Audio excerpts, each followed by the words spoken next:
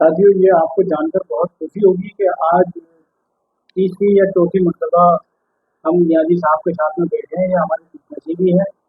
और नियाज़ी साहब अपनी कलम से बहुत शायरियाँ, बहुत लेख, बहुत गज़ल वगैरह ये लिखते हैं। और आज से नहीं, ये 40-42 सालों का इनका सफ़र है और बहुत अच्छे लेख लिखते हैं।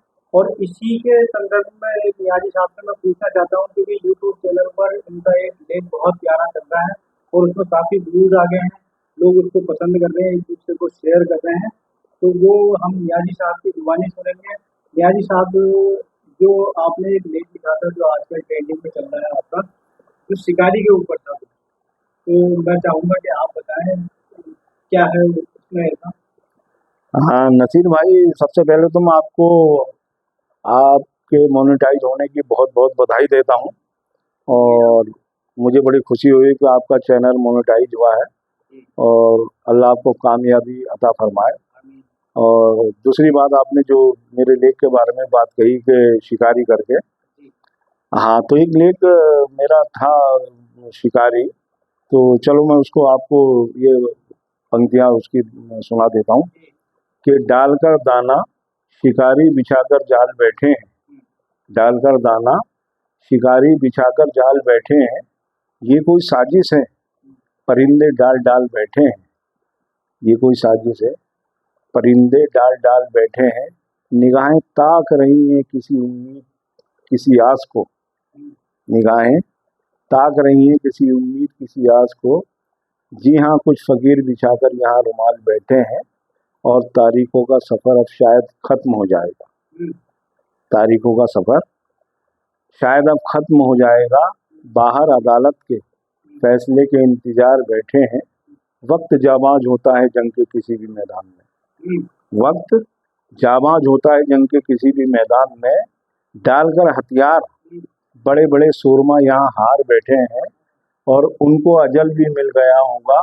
हमारी दुआओं का नियाज़ी, उनको अजल भी मिल गया होगा हमारी दुआओं का नियाज़ी, हम आज भी यहाँ बदहाल बैठे हैं, डालकर दाना शिकारी बिछाकर जाल बैठे हैं, ये कोई साजिश से परिंदे डाल डाल बैठे हैं।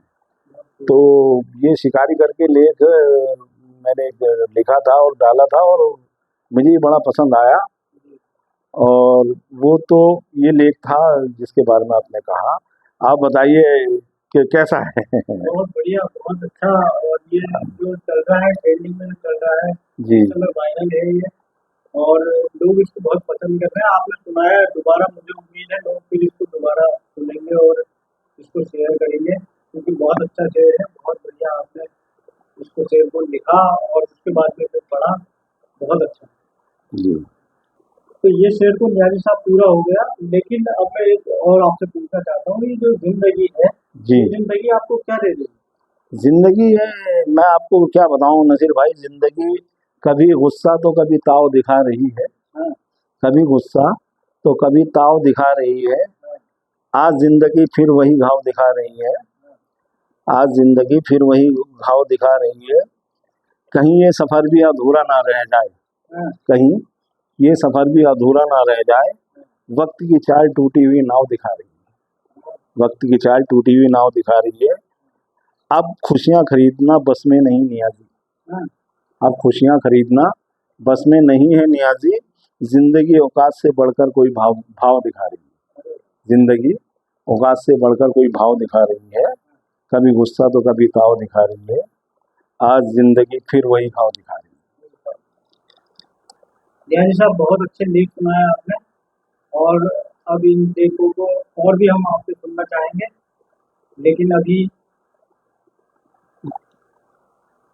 हाँ तो दोस्तों, मिलते हैं आप फिर अगले ब्लॉग में, और एक फिर कोई नई शायरी के साथ, नई सिचुएशन के साथ आपके आपकी सेवा में फिर हाजिर होता हूँ, और तब तक के लिए मैं इजाज़त चाहूँगा।